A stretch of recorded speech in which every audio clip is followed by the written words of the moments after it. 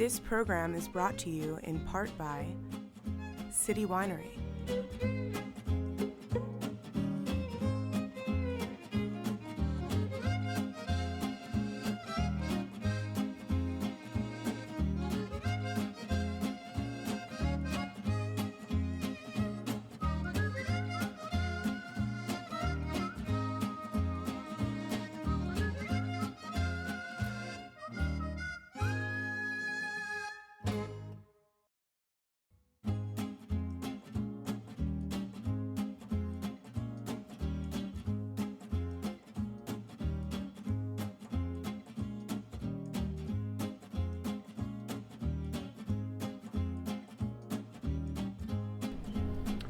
Welcome back to Books du Jour, where we have a new panel of a very interesting guest, a very engaged guest, I should say.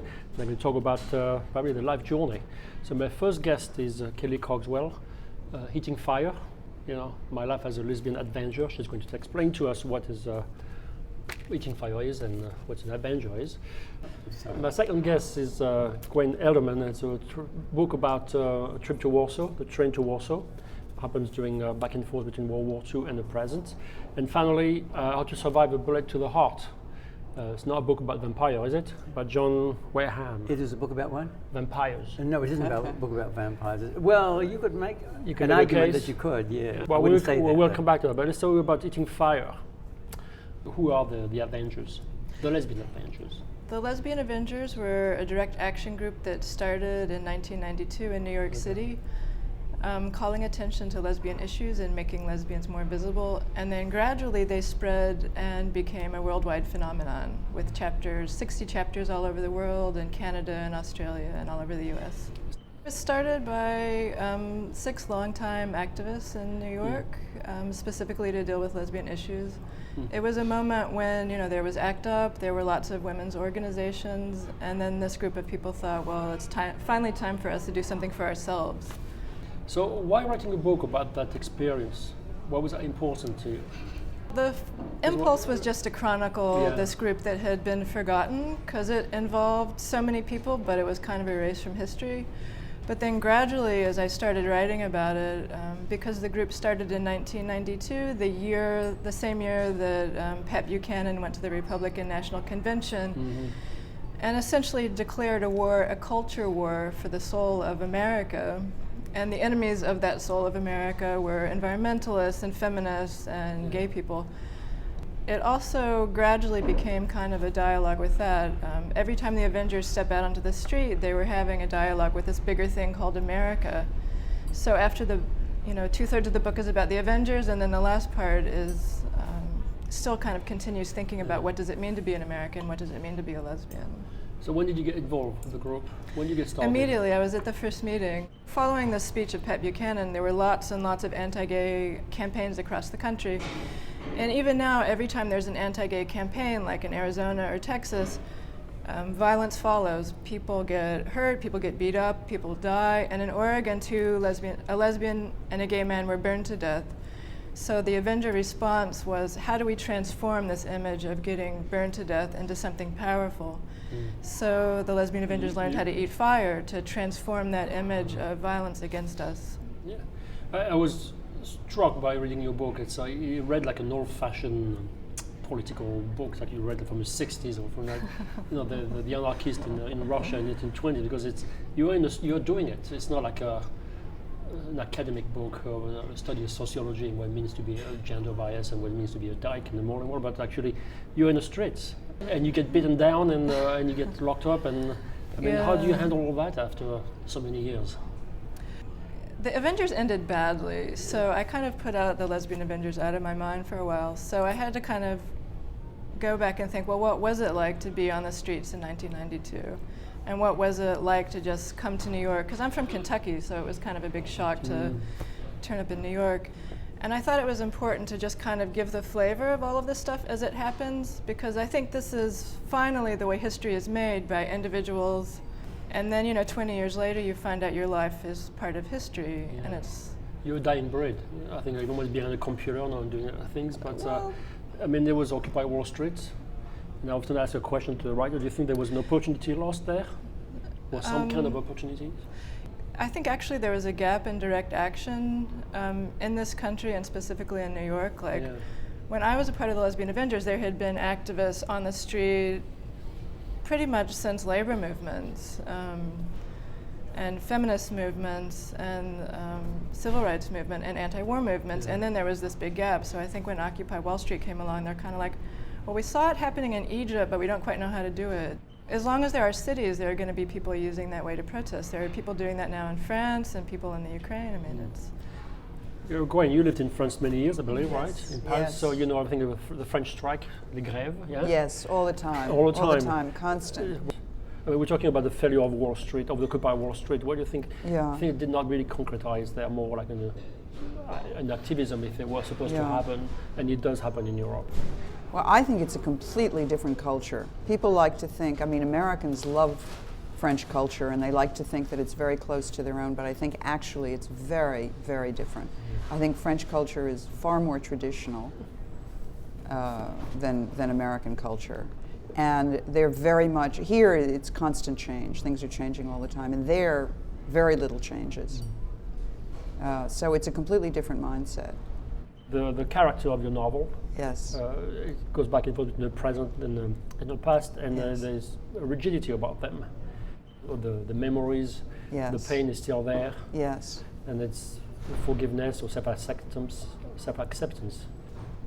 Well, in the beginning, there's great resistance on his part. That's right, to going back. He doesn't want to go back. He wants to forget the past.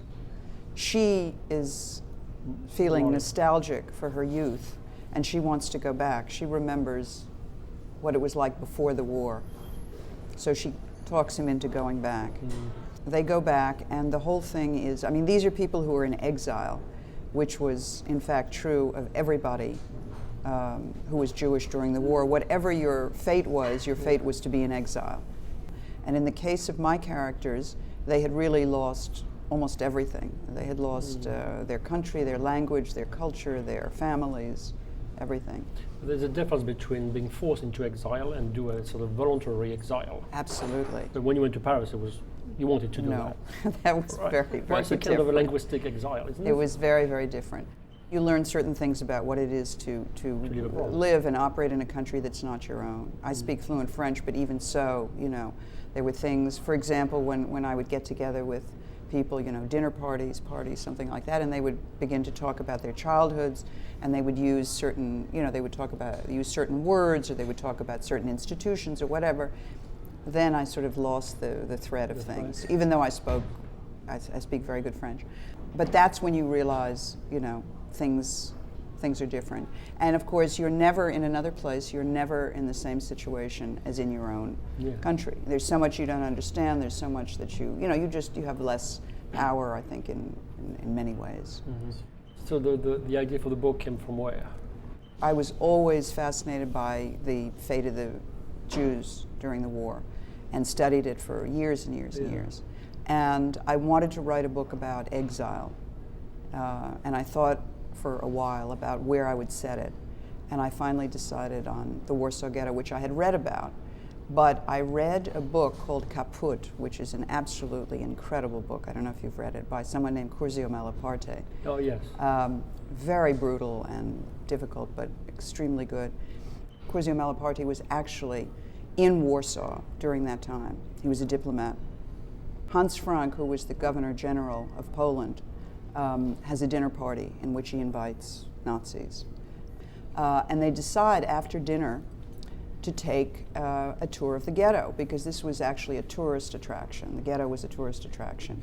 And when Nazis came to Warsaw, they were often asked whether they would like to go to the ghetto. And it was like going to a kind of a fun fair. That was the idea.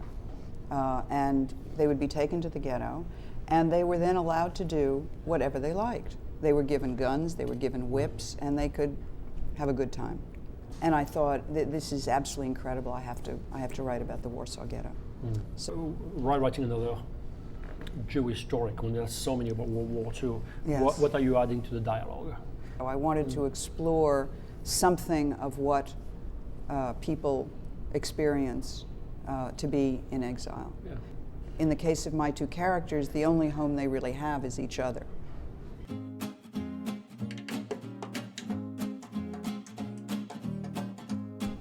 John, talking about exile, people spend 20, 30 years in jail. Right. When they come out, they can still reintegrate? A friend of mine got out after 40 years. He said it's very hard to reintegrate. He was a member of the Black Power. He actually organised a class, one of the first classes I ever did upstate, and he was treated like a god in the jail because they didn't have any. He actually served 44 years, I believe. Yeah. I think we should tell our audience that you have a program. You go into jail. I go into jail to prevent. You teach writing. To prevent people from being recidivists. I teach a class that's a blend of philosophy and psychology, and then I added the poetry to that as a means to get people to open up and express themselves and to get to the truth. But yes, that's what I do in that side of my life, and in the other side of my life, I do the same thing for some of the richest and most successful people in the world. Treating CEOs and then convicts on the same time. It's an interesting group. I know the issues and the problems that CEOs of major organizations have with their teams and everything, but I also now know the issues and the problems that people in jail have. So sometimes they're not two groups. Sometimes they're the same person. I've coached executives who have served time in prison. Highly successful criminals. That they've made movies about, actually. You talked about it. So I had a friend who was released after 25 years. He was able to earn a job. And in the job, they said, there's a phone call for you. He said, and he had the phone in his hand. He said, but I'm already on the phone. They said, put it on hold. He said, on hold? On hold? What's on hold? In the meantime, he went to see a film. After the film, he went to the men's room. He turned and he washed his hands, and he couldn't work out how to dry his hands. There were no towels. He didn't understand. So these things are very, very real. Talking about living through trauma, getting a bullet to your heart. Have you interviewed people who survived the ghetto? I did talk to one person who had been in the ghetto, was very young at the time. He was a young child. He and his parents were sent to what they called the Umschlagplatz, from where they deported you to Treblinka. And they sat there, as people did, for hours and hours and hours and hours, days sometimes. And he said his father was sitting there on a suitcase, and he was thinking and thinking and thinking, how do I get us out of here? How do I get us out of here? Because by then, they knew that this was certain death. And he finally came up with an idea, which is he asked for a piece of paper and a pen. He wrote a letter in perfect German saying that these people, the family, the parents and the child, had been taken here by mistake and that they were to be released immediately. And he signed it with the name of the SS guy who was in charge. And it actually, and paid to have it delivered, it actually worked. It actually worked. They released them, and of course, at that point, they had to leave the ghetto immediately before it was discovered. Your book, there's so much happening in the fight by Matthew Shepard, etc. But the most moving part of page, I suppose, is when you talk about these young girls being kicked out of their houses by their family, being dismissed, and then yourself pretty much lived through that. How do you reconcile that when now you're an adult? I think it would be easier to reconcile it if it wasn't still happening. But I mean, it's still pretty common for young LGBT youth to either, if they're aware that they're gay, or their parents just see an inkling of, oh, you're not what I expected, or you get caught with another girl, or boys get caught with boys, or if a boy's too effeminate, you still get kicked out of your house. Most of the youth on the street now in New York City were kicked out of their houses because they're gay or perceived as gay. Which I guess is a kind of exile. So now there's been tremendous progress over the last 2 years with in gay rights, being able to get married. So what's next? What's the next big battle for your people? My people. Your people. My people. Yeah. Your group. We're all the same people, aren't we? Yes. And the legal stuff isn't finished yet. Like theoretically, the federal government now recognizes same-sex marriage, but all the states have kind of their own policies, and the federal government hasn't yet gotten to the point where they are going to make it legal across the U.S. It's kind of, well, like, let's let each state do what it wants to do. And in some states, the backlash against same-sex marriage is horrible. But even if we end up legal, equally legal, there's still the problem of what to do with homophobia that's on the street level or on the family level, or bigotry in schools. I mean, you can kind of see some parallels with the civil rights movement and questions of race. But the mentality is always very slow to change. First, you have to put a it's flag it's somewhere. Kind of it's a question of culture. What do you do about culture? What do you do about these elements of culture? Let's talk about practical. Let's say your partner is sick in the hospital. Do you have a visit right? How does that work? Depends on where I live. Yeah, but let's say you're in New York. If we get married, yes, I would have full rights. Even after 20 years, it makes no difference whatsoever. No difference. There are all these cases where people have had their partners in the hospital and they're saying, let me in, let me take care of them, and they're shown the door still. I mean, that was part of the problem writing the book. I mean, part of it was thinking... Was it challenging to write the book? Oh, it kind of... Because you have to make sense of your whole life. And you're also thinking, well, was it worth it? I mean, there's a price when you're an activist for 20 years and you want to say, well, everything has changed. You want the story to come out perfect. So I had to kind of get to the place where I thought, well, persistence of resistance has its own value. Yeah. Do you mentor young lesbians? I started the project documenting the Lesbian Avengers because this whole history had been lost, and kind of this role model of you don't have to just sit there and take it. You can... But there's a film also, there's a documentary. Yeah, there's a documentary from 1993. Our culture has so few images of lesbians that are even remotely realistic that I thought it was useful just to make sure that this documentary gets back out there, and that's partly why I'm trying to pitch the book so hard, is that we need this story. We're talking about story in film. Have you seen Blue is the Warmest Color? Yeah. Yeah. What's the reaction of the lesbian group? I think the reaction was very mixed. I mean, my sense is that it was actually a quite realistic portrayal of lesbians for once in the media. I mean, the sex scene aside, whether or not you're comfortable with that, but when you see two girls meeting and kind of like being very tentative and how that dance is kind of done, and the first time the young one goes into a lesbian bar and you have this sense of, you know, you're just barely out and you're looking around and you have your own internalized homophobia, so you're interested but you're afraid. And I think that that director got that right. Have you heard about it? Yes, I saw it. You saw it? Yes, I saw it, and I was kind of interested that it said that a lot of lesbians felt that the sex was absolutely, totally unrealistic, and they were very annoyed about it. Edmund Wilson, who was professor up at Harvard, did research into the behavior of insects and was interested in why some bees went out to save the hive, right? Remember this? His conclusion was... It's going to come around. His conclusion was that we think with our genes, and the genes say life must go on, that the most important thing is to procreate.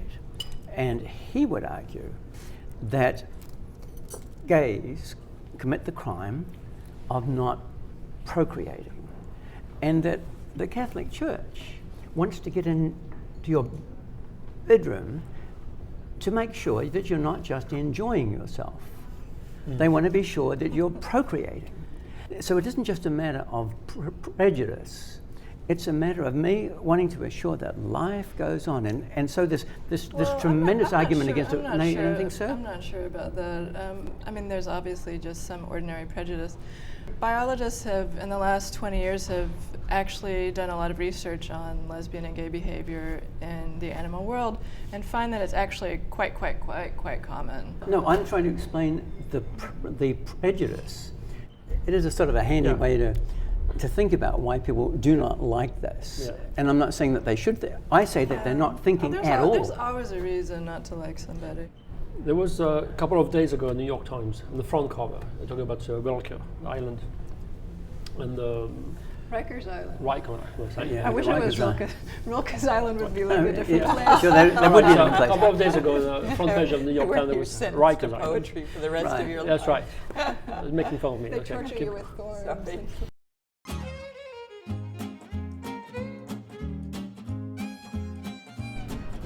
There was a couple of days ago in the New York Times, on the front cover. They're talking about the level of violence had increased tremendously, Yes. even though the numbers of prisoners have dwindled down. You read the article? I didn't read that article. I did see the Because you know headline, the place well. and I looked at it. Yeah, no, I do know it well.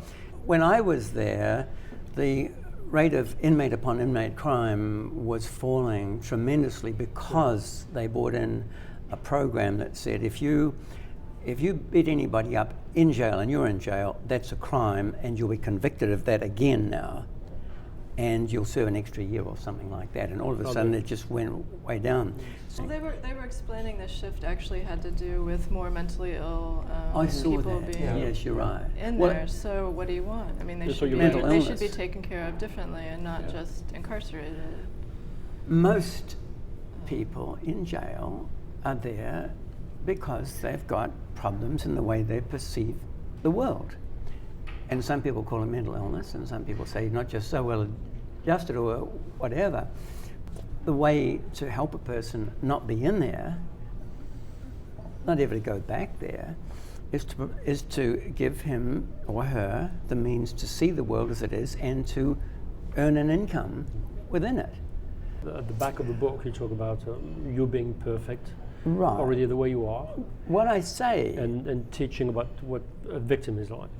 see, other programs will say, you're here because you're a bad person, and don't tell me that you're a victim. I say the opposite. I say you're here because you were a victim, actually. Well, you start there. Yeah. That's where I start from.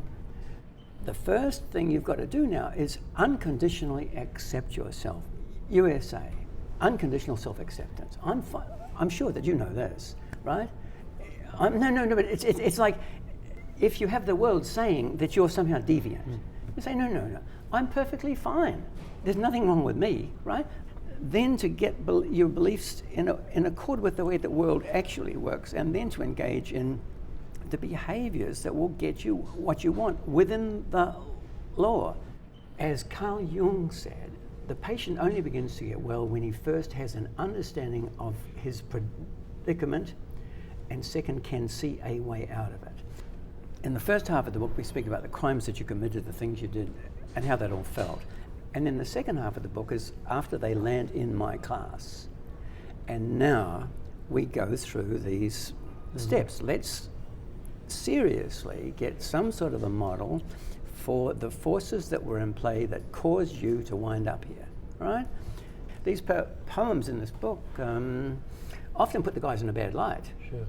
To begin with, but then if you read the book to the end, you see the transition between their thinking at the beginning, the thinking at the end as they understand it. And hardly anyone that ever passes through my class has ever gone back to jail afterwards. Hardly anyone. So, Self-acceptance with your character, that's a big topic as well. It's like it's still there, like a big shadow over your head. They were actually told that they didn't deserve to live. You know, this was the message. right. So it was, it sort of goes back to something that you were saying too, which is that we all have a sense of the way the world is, which we have from the time that we're young. And when something happens to throw that completely off, like for example, one thing you take for granted is that that you'll live with your parents and that your parents will accept you living with them, until you grow up or something like that. You also take for granted that you have the right to live, that you have the right to walk on the street, that you have the right to, Now, if all of a sudden that's completely upended, it throws you into a complete state. I'm sure there are a lot of lesbians probably feeling resentful for being lesbian, or having guilt about it because they can't quite fit or probably feel on the marge of the society. I think it varies for different people, how hard it is to deal with being a lesbian. The way homophobia manifested itself where I came from, it was more a hatred and fear of gay men, and they weren't talking about lesbians. So, That's right. and then there was also, be careful when you go out with men, and be careful of the boys, and nobody said be careful of the other girls. Because they can't get you pregnant. That's a huge thing. I remember when I was the first girl that I slept with, and it was in college, and my roommate walked in. It was right up there as like one of the worst days of my life, like being totally horrified. But for me, everything truly changed when I sat down at the very first meeting of the Lesbian Avengers, and I saw all these girls around, but it was saying, oh, these people are just like I am. You thought unconditional self-acceptance. I'm not sure that anybody should accept themselves unconditionally. It's like, there are some days when I could be a better person, and I might want to work towards that myself. We make a distinction. But it's both, isn't it? We make a distinction. The good and the ugly comes well, together always. The main thing is to distinguish between what you actually have control over and what you don't. And well, I have control on the clock. Okay. And let's say it's been a great panel, and thank you for being on Books du Jour. So I have Kelly Cogswell, Eating Fire, My Life Has Always Been a Danger, and Gwen Edelman, I can get it right now, The Train to Warsaw, and John Wareham, How to Survive a Bullet to the Heart. Thank you for being on Books du Jour, and all the best to the book readers. A great pleasure. Thank you. Thank you.